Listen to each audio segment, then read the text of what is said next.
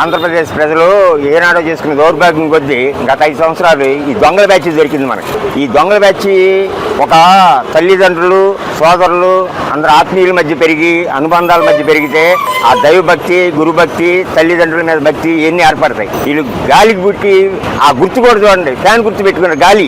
అలాంటి వాళ్ళకి ఏం చెప్పినా తక్కువే. నిన్న రోజా కూడా నోరు జారింది, అది కూడా వచ్చింది. మరి అంతర్మతం ఉంది వాళ్ళకి, ఏంటి వీడియోలోకి వచ్చింది. కానీ అది తెలుసుకొని మనకు చెప్పవసరా ఆ దేవదేవుడి కన్నా క్షమాపణ చెప్పి ప్రాయశ్చిత్తం చేసుకుంటా నేను అనుకుంటున్నా. అంటే జగన్మోహన్ రెడ్డి అంటాడు కదా సార్, అసలు సిబిఐ క్లీన్ చిట్ ఇచ్చింది అనేది మాట్లాడుతున్నాడుగా. కలగానే ఉంటాడండి, ఎక్కడుంది క్లీన్ చిట్ లేదు, దోషులని ఇచ్చింది. మరి దాన్ని బొకాయిస్తే ఏం చేస్తారు?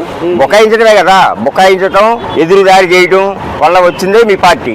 ఈ ల్యాబ్ రిపోర్ట్ ఏమంటుంది, నాకు నెయ్యే లేదురా బాబు అంటారు. నెయ్యే లేదు, కెమికల్స్ తో కలిపి తయారు చేసింది, సువాసనలకి వాటికి స్మెల్ వచ్చేటట్టు. అది పాడవకుండా 120 డిగ్రీల్లో హీట్ చేస్తే దాని కెమికల్ కూడా ఏమి ఆనమాలు తెలవదంట. అలాంటి కెమికల్స్ తయారు చేసింది. అసలు నెయ్యే లేనప్పుడు కల్తీ ఏంటి? అసలు నెయ్యే లేదు, ఇంకా కల్తీ ఏముంది? ఆయన ఏమంటున్నాడు, జంతు కొవ్వు లేదు అంటే మేము జంతు కొవ్వు కలపలేదు, వేరే కలిపామని మనం అర్థం చేసుకోవాలి, జనాలు అర్థం చేసుకోవాలి. కలిపారంటారా? మరి అంతేగా.